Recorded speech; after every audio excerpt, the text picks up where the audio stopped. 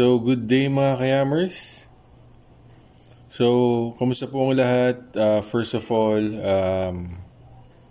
gusto po magpasalamat again sa lahat ng subscribers natin at sa nanonood ng ating channel. Alright?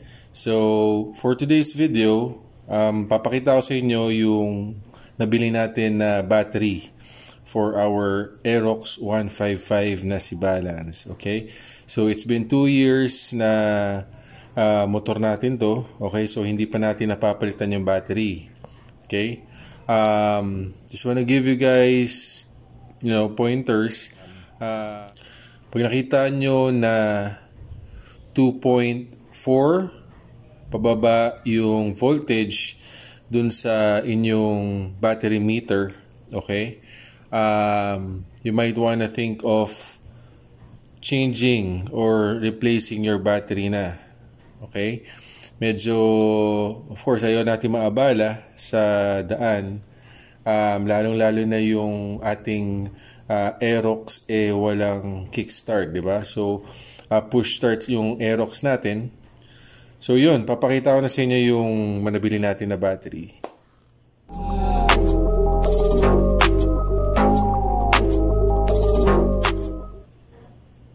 Alright. So, ito yung nabili natin na battery. Bosch yung tatak niya. So, budget meal lang to mga kayamers. So, titingnan natin kung tatagal sa atin. Diba? Kasi wala akong makitang battery na swak sa budget natin. Yung stock na battery, medyo may kamahalan. Pero yun nga, sa akin, need ko na talaga magpalit ng battery. So, ito, nakita ko to online. So, it's around 500 to 600 plus yung bili ko nito. Okay? So, yan siya. Alright? Okay. So, tingnan natin kung ano yung nasa loob.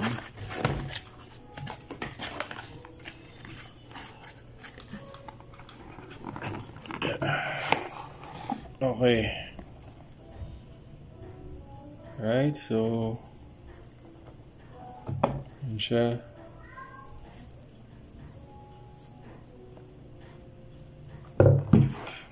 Okay. Then another thing na nandito sa loob yung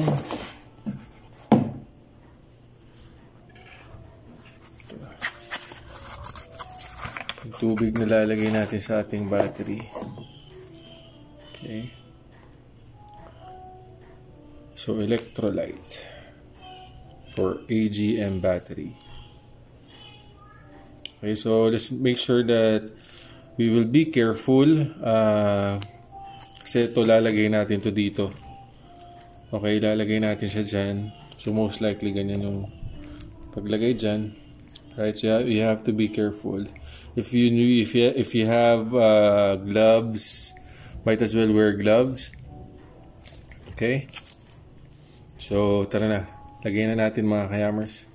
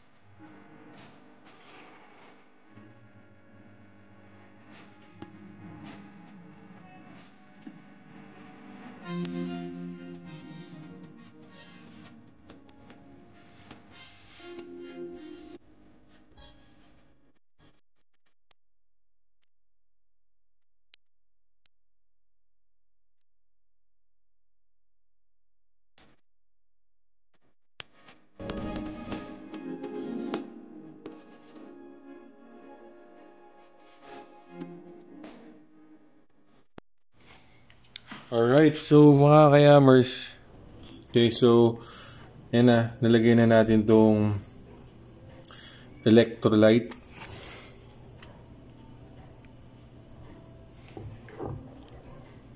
Okay.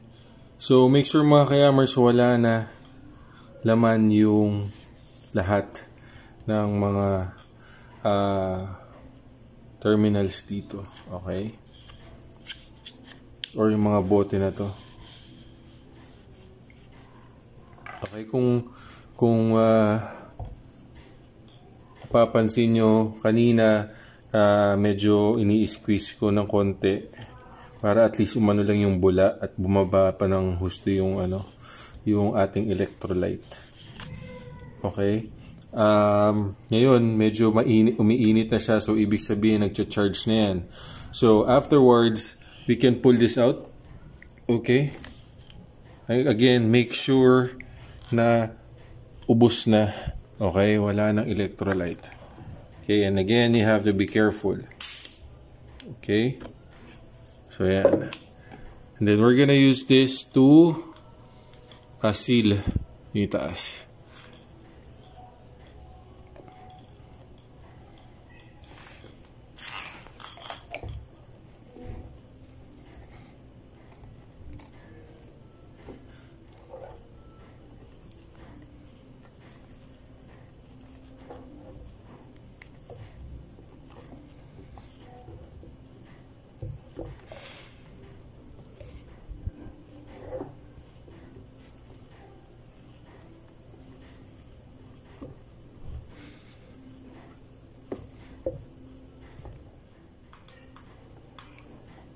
Alright, so yan mga kayamers. Papabayaan ko muna to for 20 minutes. Okay, so medyo nagcha-charge na yan siya. Okay, medyo umiinit na yung battery. And then, we're gonna put this sa ating Aerox 155. Okay, so please stay tuned.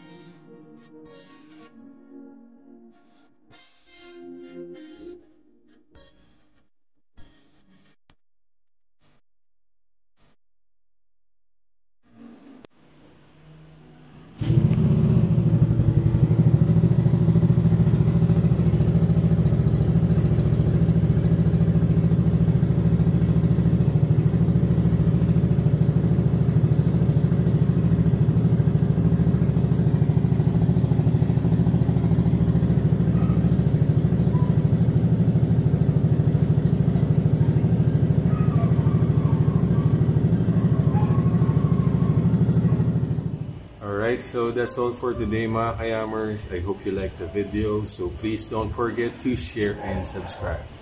Thank you mga kayamers and peace out.